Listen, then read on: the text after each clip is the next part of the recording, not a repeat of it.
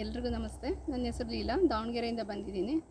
ಇಲ್ಲಿ ಪಚ್ಚತಂತ್ರ ಗುರುಕುಲಮ್ಮಿಗೆ ಬಂದು 3 ದಿನ ಸ್ಟೇ ಆಗಿದ್ವಿ. ಇಲ್ಲಿ ನನಗೆ ತುಂಬ ಖುಷಿಯಾಗಿದ್ದಂದರೆ ನೇಚರು, ಗುರೂಜಿಯವರ ವಚನ ಮಾತುಗಳು, ಆಮೇಲೆ ಊಟ ತಿಂಡಿ ಪ್ರತಿಯೊಂದು ಚೆನ್ನಾಗಿದೆ. ನಾವು ಯಾವಾಗಲೂ ಬರೀ ಮಕ್ಕಳಿಗೆ ಅದನ್ನು ಕಲಿಸ್ಬೇಕು ಇದನ್ನು ಕಲಿಸ್ಬೇಕಂತ ತುಂಬ ಯೋಚನೆ ಮಾಡ್ತೀವಿ, ಹಠ ಮಾಡ್ತೀವಿ ಕಲೀರಿ ಅಂತ. ಬಟ್ ನಮಗೂ ಇನ್ನೂ ತುಂಬ ಕಲಿಯೋದಿದೆ. ಅದ್ರ ಕಡೆ ನಾವು ಗಮನನೇ ಕೊಡೋಲ್ಲ. ಯಾವಾಗಲೂ ದುಡ್ಡು ಕೆಲಸ ಅದರಲ್ಲೇ ಇರ್ತೀವಿ. ಬಟ್ ಅದಕ್ಕಿಂತ ಹೆಚ್ಚಾಗಿದೆ.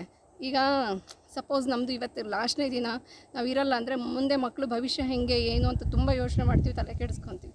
ಅದ್ರ ಬದಲು ಅವ್ರಿಗೊಂದು ಒಳ್ಳೆ ಸಂಸ್ಕಾರ, ಸಂಸ್ಕೃತಿ, ಆಮೇಲೆ ಅದ್ರ ಬಗ್ಗೆ ನಾಲೆಡ್ಜ್ ಇತ್ತಂದರೆ ಅವ್ರು ಹೆಂಗಾದರೂ ಜೀವನ ಮಾಡ್ತಾರೆ. ಅದಕ್ಕೆ ಬೇಕಾಗಿರೋದು ಒಂದು ಗುರುಕುಲ ಸಿಸ್ಟಮ್ಮು.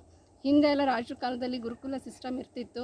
ಜೀವನ ಹೆಂಗೆ ಮಾಡಬೇಕು, ಏನು ಅರ್ಥಪೂರ್ಣವಾಗಿ ಮಾಡೋದು ಹೆಂಗೆ ಅಂತೇಳಿ ಕಲಿತಿದ್ರು. ಬಟ್ ಈಗ ನಮಗೆ ಅದು ಯಾವುದೂ ಇಲ್ಲ. ಬರೀ ಎಜುಕೇಷನ್, ಇಲ್ಲಾಂದರೆ ಆಸ್ತಿ ಮಾಡೋದು, ಇದಿಷ್ಟೇ ಆಗಿಬಿಟ್ಟಿದೆ.